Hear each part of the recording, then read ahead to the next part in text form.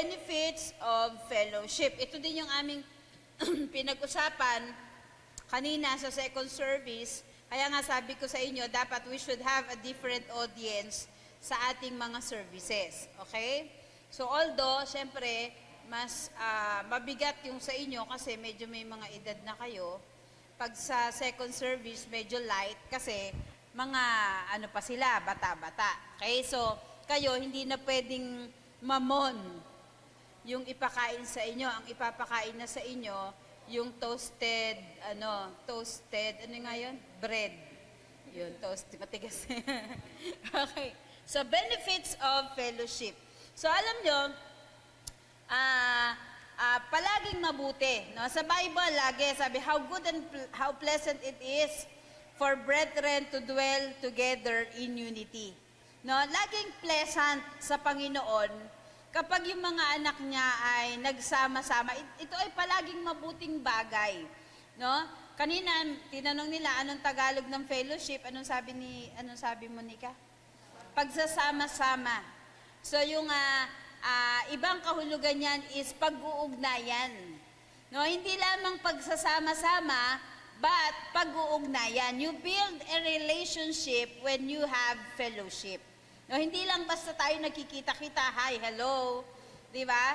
Nagbibuild tayo ng relationship, kaya nga, sabi ko nga kanina, mas madali mong malaman kung ang tao ba ay may problema, di ba? Ang tao ay okay.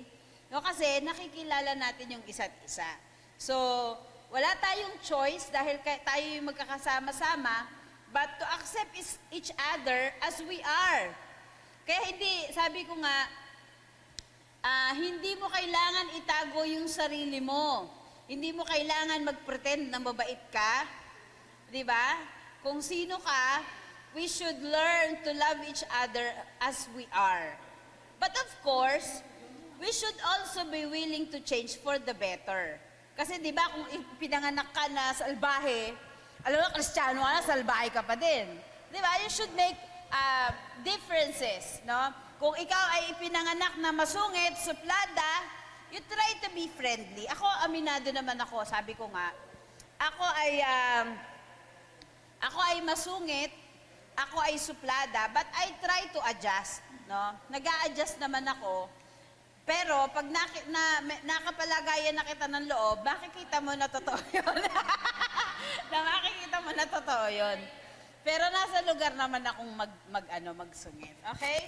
So, kaya lagi nating tandaan na ang purpose, no, ng pag-fellowship is to make a strong relationship, no, sa loob at sa labas ng church. Hindi lang tayo dito dapat sa loob ng church magkakasundo. Dapat pati sa labas, no, ano yung plastikan sa loob ng church? Hi! Kumusta ka na? Pagdating mo sa labas, kakay sa mukha nito. Di ba? Hindi.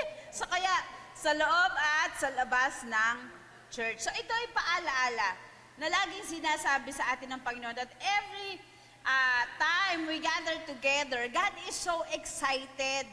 Diba? Kaya kasabi sa inyo, si Lord lagi siyang excited na makasama tayo. Si Lord lagi siyang excited na nakikita that we join together, we worship together, diba? We pray together, we grow together. Yan yung gusto ng Panginoon na makita sa atin. So, sabi sa Matthew chapter 18, meron pa tayong ano? Ito na nga tayo.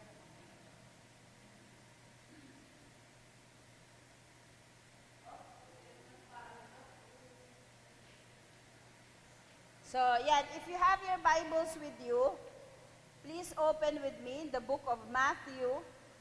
And we're going to read sa verse 18, chapter 18, Chapter 18, verses 19 to 20. Sabi dyan, again, truly I tell you that if two or of you on earth agree about anything they ask for, it will be done for them by my Father in heaven. For where two or three gather in my name, there I am with them. So ngayon, we are more than two. We are more than three. The good news is, the Lord is with us. Diba? Kaya we should always be excited to be in church. Huwag natin palampasin yung Sunday na hindi tayo nakakapunta sa church. Kung hindi kayo pwede ng 4 o'clock, you can come earlier, di ba, at 8 or at 10, tapos you do your things, di ba? Pero definitely, si Bia, talagang dito siya sa Young Pro kasi 3 o'clock siya nagising. So, ayan. So, ano yung mga benefits daw ng fellowship? 1, fellowship builds friendship.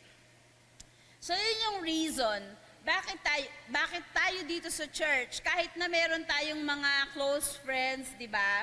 Parang minsan hindi mo na nga ma-distinguish yung close friend mo dito, tsaka hindi eh. Diba? Parang we're all close. Kasi ako, nasasabihan ko, most of you here, nasasabihan ko kayo ng mga tungkol sa akin personally, sa family, dito sa church. So, pag meron tayong fellowship, sabi ko nga, nabibuild kasi yung relationship. And in every relationship, kapag nabuild ang relationship, nabibuild din yung trust. Ito yung meron, yung early church, no? Nagkaroon sila ng close relationship, kaya nga sabi, they are one in mind, di ba? They are one spirit. Kaya naging common din yung kanilang goal, and that is to spread the good news. Di ba? So kung tayo man ay magiging united, let it be for the glory of God. Diba? If we're going to be united, let it be for the good of the church. Hindi yung magiging united tayo para pabagsakin ang sinuman. Diba? Magkaisa tayo para pabagsakin ang kaharian ni Jonah. Diba? Hindi ganon. So if we're going to be, ba't tumingin si Paul? Masama, hindi namin pababagsakan si Jonah. So if we're going to be united, let it be for the good of the church. Okay?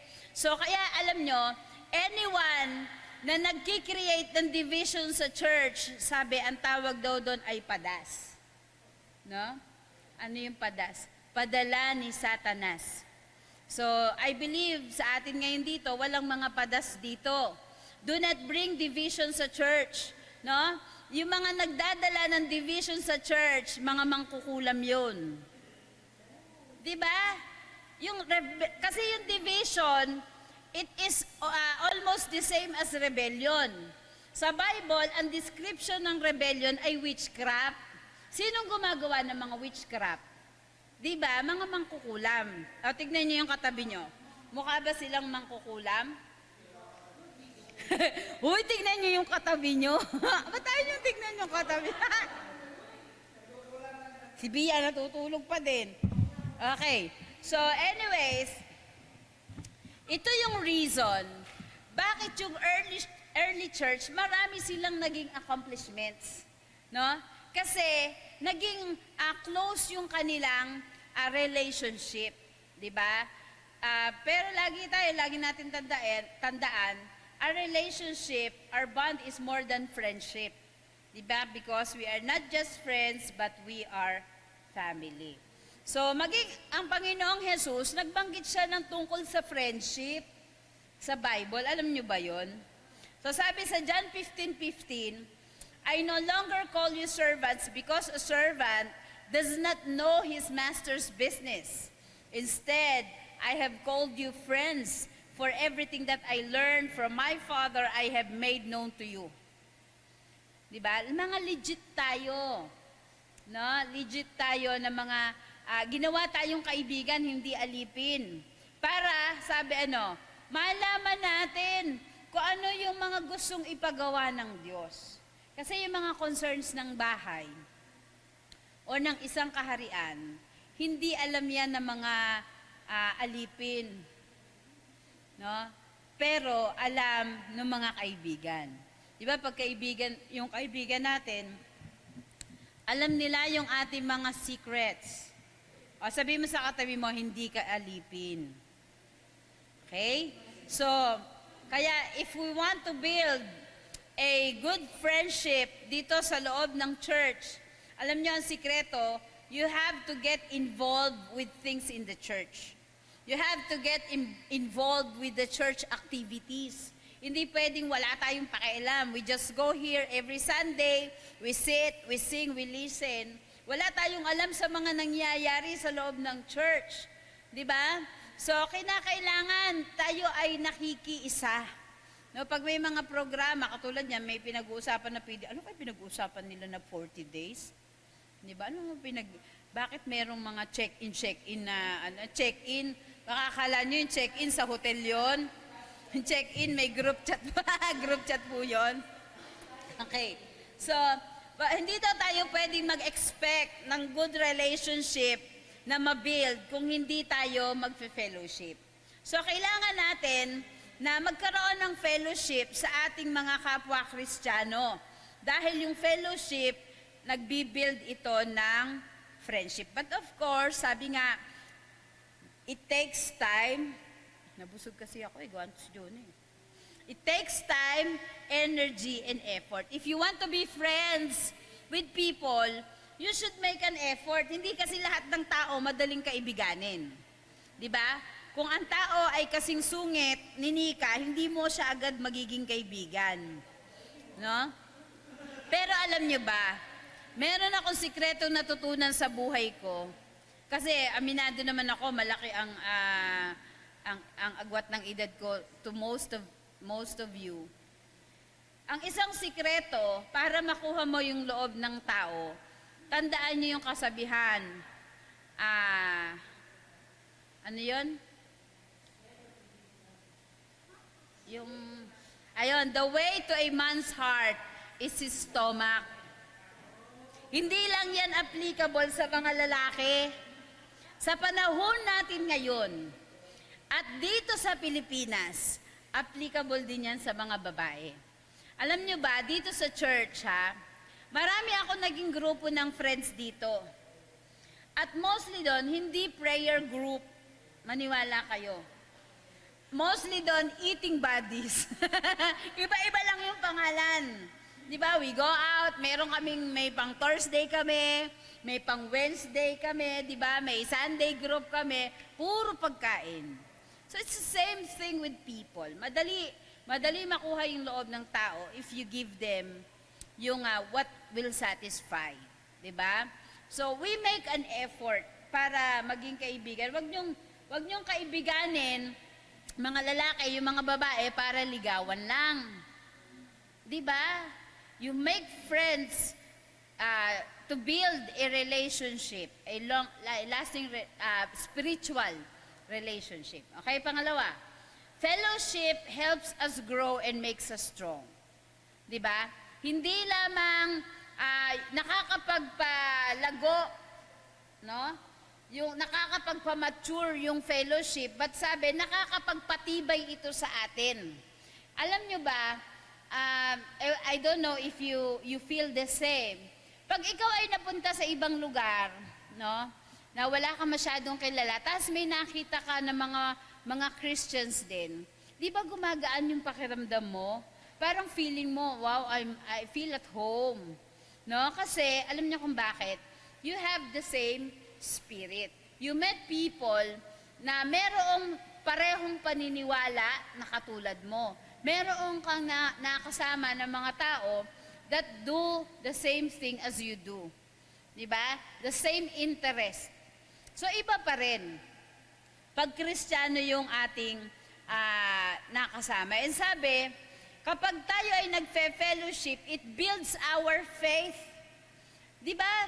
When we do our breakout, nare-realize natin na hindi pala tayo nag-iisa. Yung experience natin, nai-experience din yan ng iba. And kapag tayo ay napapalibutan, no, we are surrounded by people who have the same belief as ours. It strengthens our belief. Diba? Kahit marami tayong pinagdadaanan, no? Kaya mahalaga sa Panginoon yung pagsasama-sama. It builds our faith.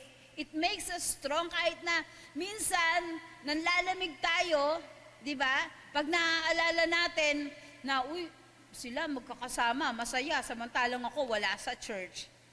Di ba? Meron na nakakapag-encourage sa atin para bumalik. Kaya alam nyo, ah, okay naman yan na tayo ay makipag-mingle outside, no, with unbelievers, but with the purpose of evangelizing them. And minsan, dumarating yung point na experience yun na ba yun? Kasi syempre, ang lifestyle natin iba sa kanila eh. They can do anything they want, di ba? Na walang kino-consider na mayroong mga taong huhusga. Di ba? They can act, they can dress as they want, na walang iisipin na baka mapagalitan ako ng leader ko. Pwede nyo namang gawin yon. Pero lagi natin tandaan, hindi tayo nilikha ng Diyos para doon. We were given life, and we cannot do anything that we want to do with this life. Why? Because someday, we're going to be accountable kung paano natin ginamit yung buhay na ibinigay ng Diyos sa atin.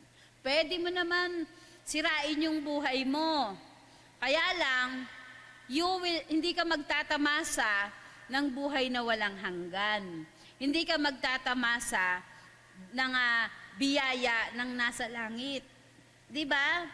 Kaya, okay lang yon na meron tayong mga pagkakaiba doon sa mga hindi Kristiyano, but never ever compromise. Huwag tayong dumating doon sa point na tumigas na or pinilit nating patigasin yung ating puso just because we want to satisfy our flesh.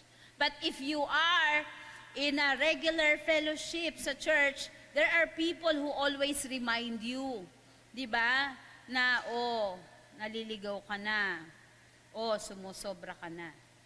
Pag yung mga nasa church, hindi na kayo pinapaalalahanan, ibig sabihin, napagod na rin sila. Di ba? Kasi hindi ka naman sumusunod.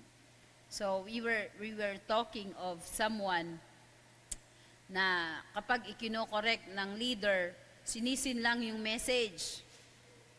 Diba? Hindi pinapansin yung leader, tas minsan kino-question pa yung leader. Sabi ko, pag tinamaan na ang obedience, that's the time you let those people go. No? Let God take care of their situation. May mga bagay tayong hindi kontrolado. But, if we are in constant fellowship, meron mga tao na nag-guide sa atin. May mga tao na lagi nagpapaalala sa atin. So alam nyo, maaring minsan hindi natin maiintindihan yung mga pagtatama sa atin, but someday you will realize kung nakinig pala ako sa leader ko, kung nakinig pala ako sa mga churchmate ko, sa mga kaibigan ko sa church, hindi ako nagkaganito. Di ba? And you will find sa mga fellowships natin, sa mga gatherings natin, you're going to be with people who serve God. No? And it should give you an encouragement to serve Him as they do. Diba? Sabi nga, mas masaya kung sama-sama. Mas nagiging magaan yung trabaho kung sama-sama. Sana sa loob ng church, hindi tayo yung pabigat. Diba? Tayo yung tumutulong para umusad. Hindi tayo yung nagpapabagal. Hindi tayo yung humahad lang sa pag-unlad. Parang may hugot si PJ. Kaya nga, di ba sabi, where 2 or 3 are gathered together in my name, there I am with them. So, lagi natin kasama ang Panginoon. Okay? So, we understand na may mga dumarating naman talaga na bad moments sa buhay natin. Di ba?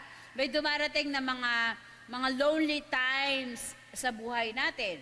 Di ba? Maaring nawalan tayo ng mahal sa buhay, or tayo ay nabigo, or kung ikaw ay nagtatrabaho, hindi mo na-receive yung na-expect mo na promotion, na salary, di ba?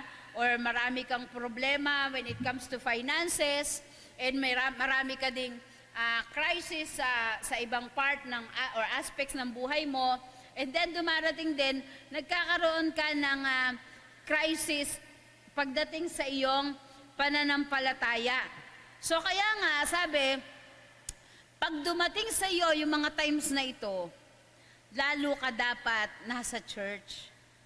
Lalo ka dapat nakikipag-fellowship sa mga Christians. Why? Para ma-encourage ka.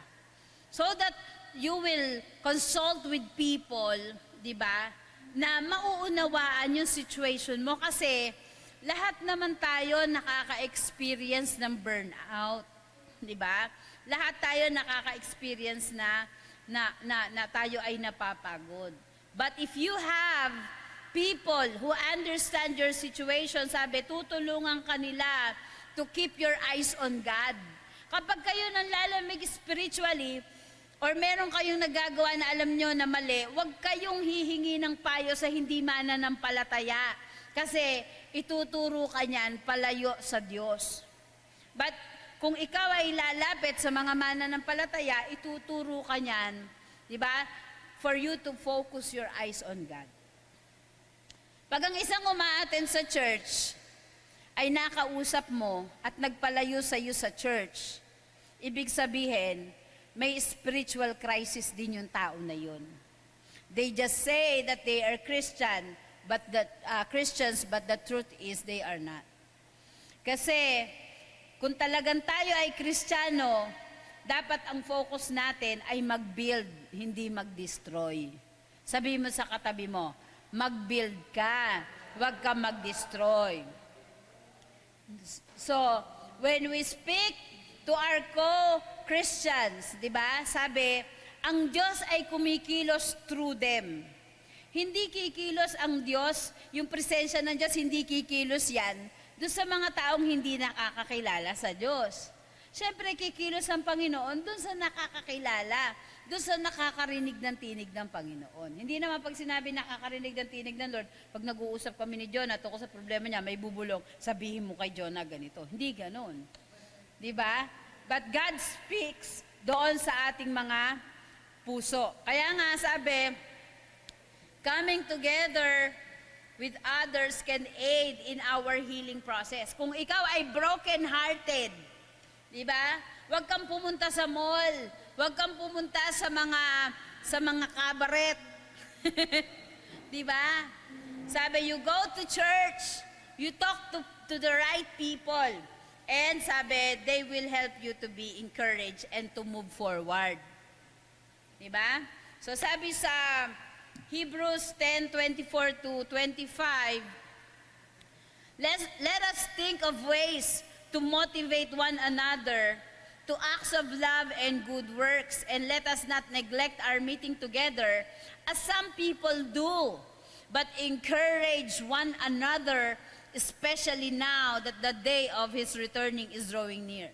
Malapit nang dumating ang Panginoon. Kaya marami ng pagliliglig ang ginagawa sa church. Di ba? Pero wag tayong pumayag na isa tayo dun sa maliglig. Wag tayong pumayag na yung mga kaibigan natin maliglig. Sabihin mo sa katabi mo, hindi ako papayag na mawala ka. Di ba? So, kaya when we fellowship with other believers, no, nararamdaman natin na hindi tayo nag-iisa. There are people who care for us, di ba? Who are willing to spend time so that we would feel relief. No? Kaya masarap meron mga Christian friends, 'di ba? Kasi iba yung ating conversation. 'Di ba? Iba yung ating pag-uusap, iba yung ating mga pagpapayo at napapaalala sa atin na hindi tayo nag-iisa sa mundong ito. 'Di ba? Meron ka pa rin na mga kapamilya na tutulong sa iyo, makikiramay sa iyo at sasama sa iyo. Okay? So, kaya sa Panginoon, lagi sinasabi sa atin na wag nating kalilimutan. It is always a reminder for us na wag nating kalimutan yung ating mga pagtitipon-tipon.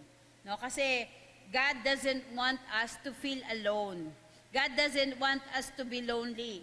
No, He wants us to feel that we are loved. So sabi, fellowship allows us to build those lasting relationships, so we're never by ourselves in the world.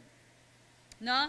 kapag tayo nag-fellowship, we build a lasting relationship. So 1 Corinthians 12:21, the eye can never say to the hand, I don't need you. The head can say to the feet, I don't need you. So, katulad ng kasabihan, no man is an island.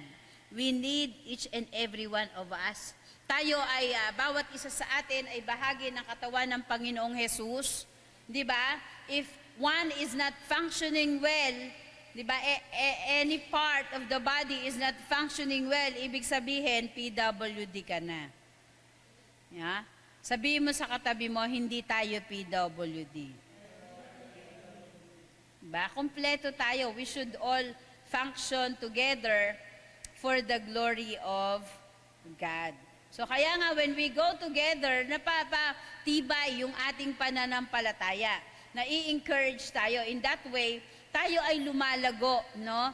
And kung tayo ay lumalago, tumitibay, anumang pagsubok, anumang problema ang dumating sa atin, we will never ever leave church.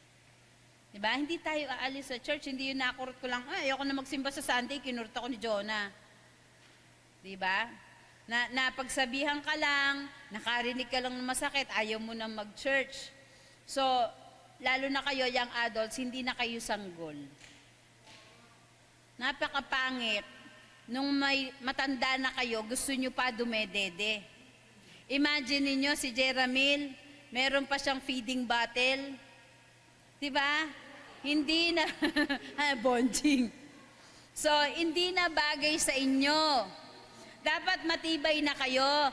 Kahit kayo ay mapagalitan, mapagsabihan, it should never be a reason for you to be out of church.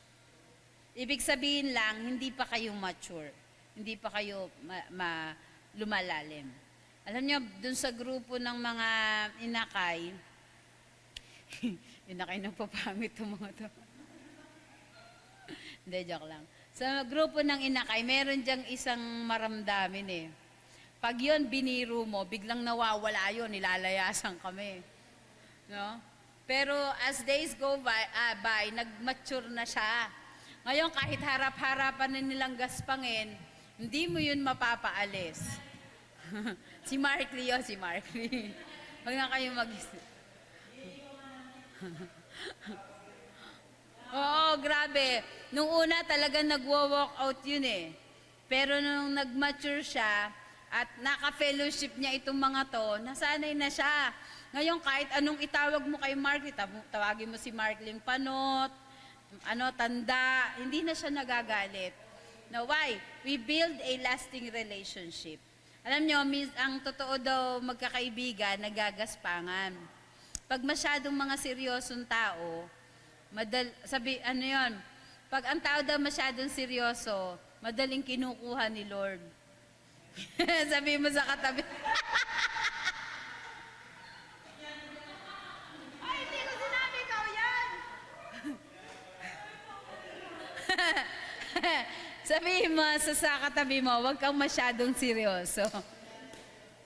Hindi, kasi di ba, a merry heart doeth good like a medicine. Di ba? So, nagpapahaba yan ng buhay. Masyado namang affected. Ihanap niyo na nga ng love life yan si PJ para yan ay maging masaya. So, if we can, sabi, growing, no? Yung paglago daw ng sama-sama, it is a gift from God. No, ito ay regalo ng Diyos para sa atin. Kasi sa masyadong complicated world na katulad nito, madalang ka makakakita ng mga tao na talagang makakasama mo, makakadamay mo. Di ba? People who will pray for you when you need them. People who will give you advice. People who will correct you. Di ba? So, yung mga tao na makakasama mo sa lowest part of your life, no? So, madalang ka makakita ng mga tao. Makakakita ka niyan sa hindi mananampalataya, pero iba yung relationship ng mga mananampalataya. Why? Kasi kapag tayo mananampalataya, God can work through us. So, lagi niyong tandaan yan. So, kaya nga, habang tayo ay nagsasama-sama, let us show love, no?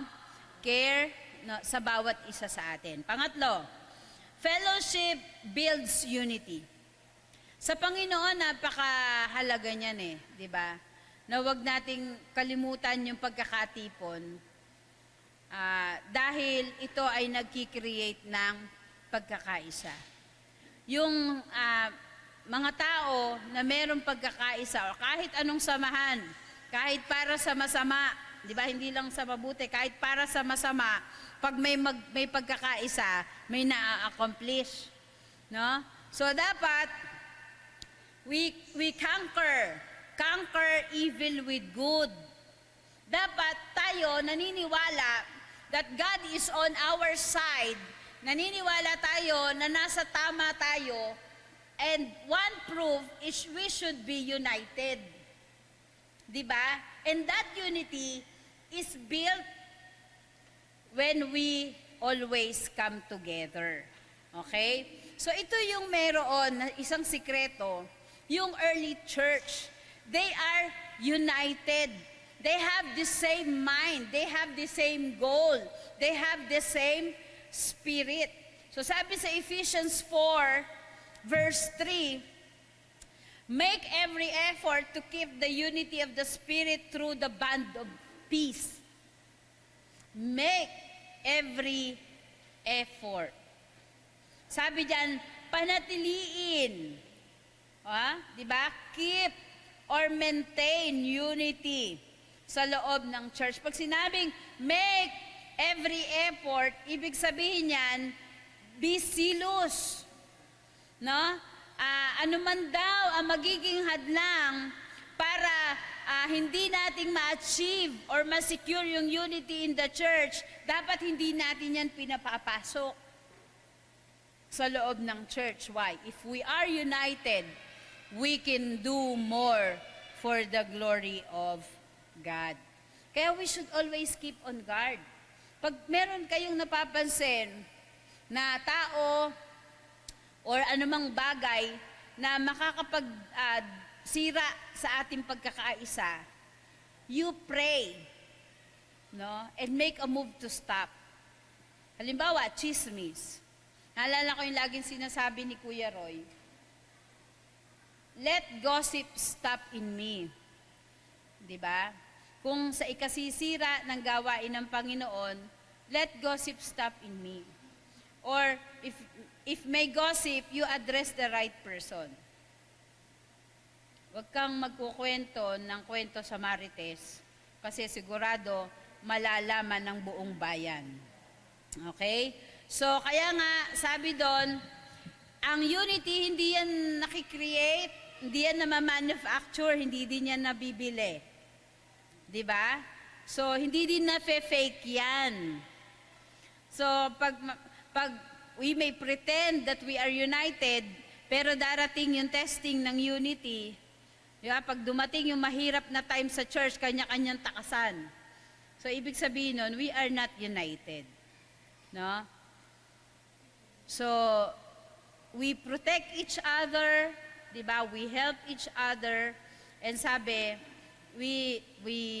Apostle Paul calls it unity in the Spirit. So kaya nga pinapaalalahanan tayo, no, na we should be united. We should be in agreement with each other. Hindi yung tayo yung nasa loob ng church, tayo nagtatalo-talo. Diba?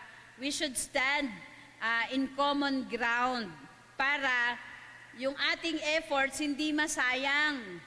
Para maging productive tayo sa loob ng church. Imagine niyo, kung yung mga lalaki, iba yung gustong gawin, yung mga babae, iba yung gustong gawin, di ba? Yung mga bata, iba yung gustong gawin, wala na tayo nagawa ng sama-sama. No? But if we focus on the same goal, and that is to spread the gospel, di ba? Lahat ng kilos natin would be unison, na ipahayag ang salita ng Diyos and i-preserve yung unity sa loob ng church. Okay? So, ang fellowship, it builds unity. No? Kung nangyari yan sa unang early church, so sa ating panahon, mangyayari pa rin yan. Okay, next. Fellowship builds God's kingdom.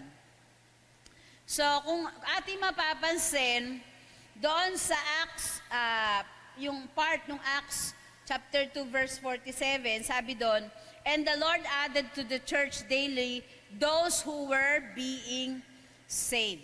So yung ating pag-fellowship, yung ating pag-gather together, no, yung relationship na build natin sa yung good relationship na na-build natin sa bawat isa, sabi, it is our testimony to the world. Testimony natin yun, na kahit tayo iba-iba, di ba? But we were united by the Spirit of God. We have a common goal, and that is to serve God, no? To reach out to the lost. Kasi ito naman yung responsibility na ibinigay sa atin ng Panginoon. Abutin natin yung mga tao na alam natin na kailangan nating sharean ng salita ng Diyos. No, yung early church, they were committed to Jesus Christ. And hindi lang kay Jesus Christ, they were committed to one another. So nakita nung mga nasa paligid nila na may kakaiba dito sa mga taong to. Kami ang gulo-gulo pero sila nagkakaisa. 'Di ba? Kapag tayo ay united, tayo ay nagiging patotoo. Kita niyo yung yung iglesia ni Kristo. Kahit hindi ganoon sila kadami, pagdating sa botohan, nilalapitan sila ng mga kandidato kasi may pagkakaisa sila eh. Tayo mga born again, pagdating pa ng eleksyon, magkakaiba na tayo, nag-aaway-away pa. Di ba? Kaya wala tayong maipakita na patotoo pagdating doon. Hindi ko naman sinabi na iboto nyo yung gusto namin iboto. But, no, let our unity be a witness to the world that we are truly God's disciples. Sabi sa John 13:35, "By this, everyone will know that you are my disciples if you love one another." Sabi mo sa katabi mo, "I love you with the love of the Lord." Huy, sabihin nyo sa katabi nyo. Kukunti na nga lang kayo, ayaw nyo pa magsalita. Sabihin nyo sa katabi nyo, "I love you with the love of the Lord."